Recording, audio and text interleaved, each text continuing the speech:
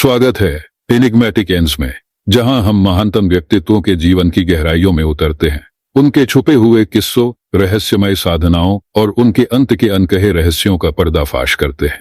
आज मैं आपको उस रहस्यमय संत की दुनिया में ले चलने के लिए आमंत्रित करता हूं, जिसकी भक्ति ने लाखों लोगों को प्रेरित किया, जिसकी उपस्थिति ने आकाश को हिला दिया और जिसकी इस संसार से विदाई आज भी एक रहस्य बनी हुई है। हम बात कर रहे हैं बंगाल के आध्यात्मिक प्रकाश स्तंभ चैतन्य महाप्रभु की, जिनका जन्म 1486 में नवद्वीप बंगाल में हुआ था। कोई साधारण आत्मा नहीं थे। अपने अनंत कृष्ण प्रेम के लिए प्रसिद्ध उन्होंने भक्ति आंदोलन को पूरे भारत में फैलाया। उनके अनुयायी उन्हें अक्सर दिव्य अवतार मानते हैं, जो कृष्ण और राधा दोनों के गुणों को अपने भीतर समाहित किए हुए थे। बचपन में निमाई, जैसा कि उन्हें प्यार से पुकारा जाता था, अक्सर अपनी दिव्यता के संकेत दिखाते थे। स्थानीय लोग बताते थे कि कैसे युवा चैतन्य अचानक उत्साह से नाचने लगते थे, जैसे किसी अलौकिक आनंद ने उन्हें घेर लिया। कई लोगों का दावा था कि उन्होंने एक ऐसी दिव्य ज्योति को देखा था जो सबसे जंगली जानवरों को भी शांत कर देती थी।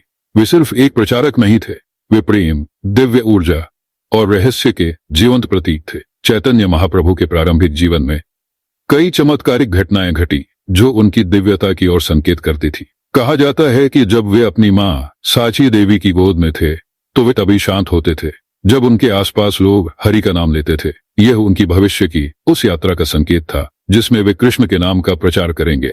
उनके बचपन के दौरान कई ऐसे दिव्य घटनाएं घटी जिन्होंने सभी को चमत्कृत कर दिया।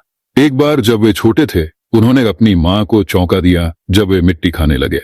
जब उनसे पूछा गया तो उन्होंने तर्क दिया कि चूंकि सभी भोजन पृथ्वी से आता है, इसलिए मिट्टी भी अलग नहीं है। उनकी मां ने समझाया कि हर चीज का एक रूपांतरण होता है और इसी ज्ञान ने युवा निमाई को समझाया। इससे पता चलता है कि वे बचपन से ही एक अनोखा दृष्टिकोण रखते थे जो साधारण समझ से परे था। एक और घटना में एक ब्राह्मण रहे थे और उसे ध्यान में कृष्ण को अर्पित कर रहे थे, लेकिन युवा निमाई ने उसे अर्पित करने से पहले ही खा लिया। ब्राह्मण परेशान हो गए और दोबारा भोजन बनाया और फिर निमाई ने उसे फिर से खा लिया। तीसरी बार ब्राह्मण ने निमाई को भगवान कृष्ण के रूप में देखा जो उन्हें आशीर्वाद देने आए थे। यह चमत्कारी घटना ब्राह्मण को आंसुओं से भर गई, क्योंकि उन्हें एहसास हुआ कि वे स्वयं भगवान की उपस्थिति से धन्य हो गए थे। एक अन्य घटना में जब निमाई नवद्वीप की गलियों में खेल रहे थे, दो चोरों ने उन्हें देखा जो उनके सुंदर सोने के आभूषणों से आकर्षित हुए और उन्हें चुराने की योजना बनाई। लेकिन जैसे ही वे निमाई को लेकर चले, वे भ्रमित हो गए। निमाई की दिव्य शक्ति के प्रभाव से वे अनजाने में उन्हें वापस उनके घर ले आए। इस चमत्कार से डरे और भ्रमित होकर चोर उन्हें छोड़कर भाग गए और उन्हें एहसास हुआ। नवद्वीप के लोगों का मानना था कि निमाई की दिव्य ऊर्जा ने उनकी रक्षा की और इस घटना ने उनके प्रति लोगों श्रद्धा को और गहरा कर दिया। एक और घटना में एकादशी के पवित्र दिन पर निमाई ने अपने पड़ोसियों हिरण्य और जगदीशा से भोग की मांग की। वे भगवान विष्णु के लिए एक भव्य भोग तैयार कर रहे थे और निमाई, जो उस समय केवल 4 साल के थे, ने उनसे भोग देने की जिद की। शुरू में वे अनिच्छुक थे, लेकिन अंततः उन्होंने भोग दे दिया और जैसे ही निमाई ने उसे ग्रहण किया, वे एक गहरे आध्यात्मिक संतोष से भर गए, यह महसूस करते हुए कि यह स्वयं भगवान है जो उनकी भक्ति को स्वीकार कर रहे हैं।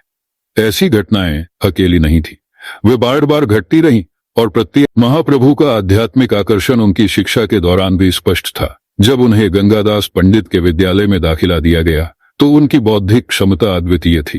कहा जाता है कि निमाई जटिल शास्त्रों और दार्शनिक अवधारणाओं को आसानी से समझ लेते थे। वे विद्वानों के साथ बहस में लग जाते थे और अक्सर अपनी गहन समझ से उन्हें आश्चर्यचकित कर देते थे। ऐसी ही एक घटना में प्रसिद्ध विद्वान केशव कश्मीरी ने नवद्वीप आकर स्थानीय पंडितों को चुनौती दी। निमाई, जो अभी भी एक युवा छात्र थे, अपनी दिव्य बुद्धि से विद्वान की तर्कों में सूक्ष्म त्रुटियों को उजागर किया।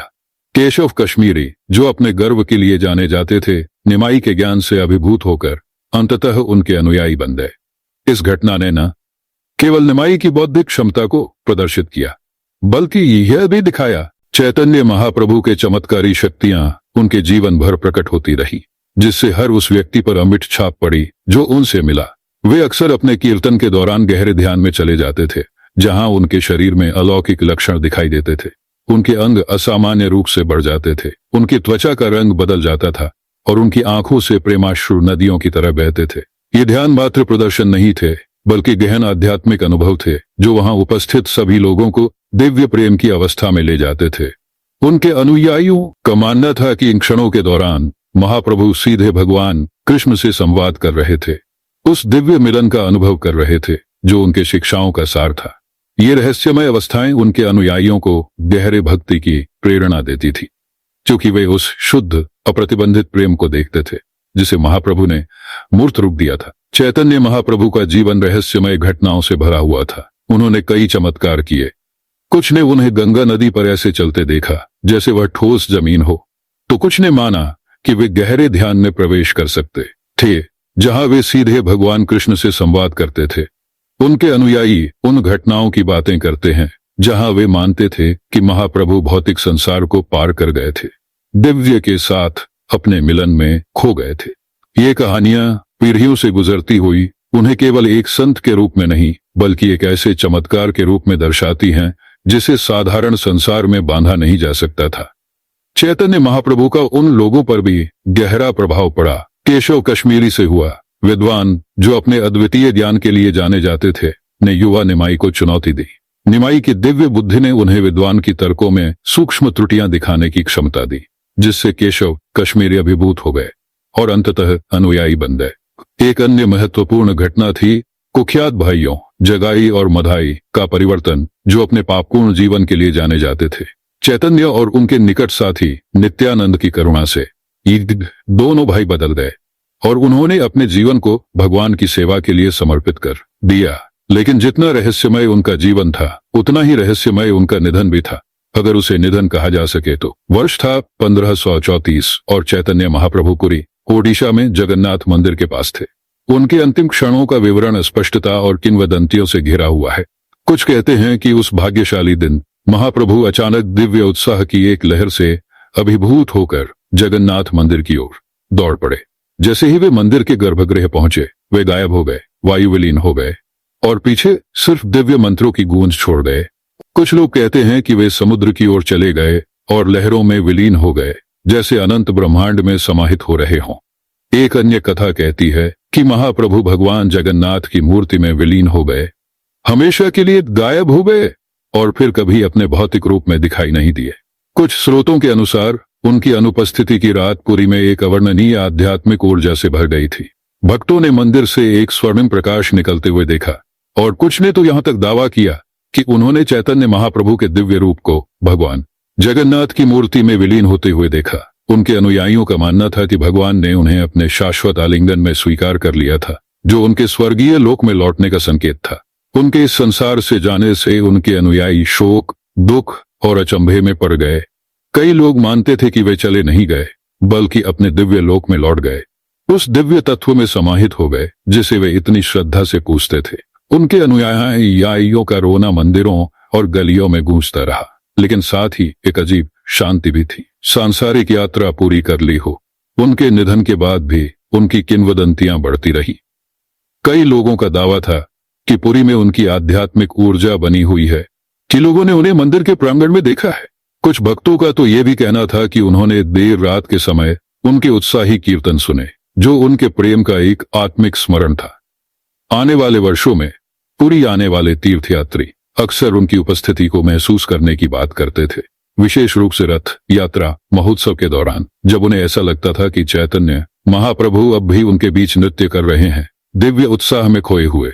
क्या चैतन्य महाप्रभु सच में चले गए थे या उनका आत्मा हमेशा के लिए उस पवित्र नगरी में समाहित हो गया था? भक्तों के भजनों में जीवित चैतन्य महाप्रभु का जीवन और निधन हमें कई सवालों के साथ छोड़ जाते हैं। उनका नश्वर शरीर भले ही लुप्त हो गया हो, लेकिन उनकी उपस्थिति अब भी जीवित है। हर भजन में जो भक्ति में गाया जाता है, हर हृदय में जो अनियंत्रित प्रेम से दिव्यता की खोज करता है।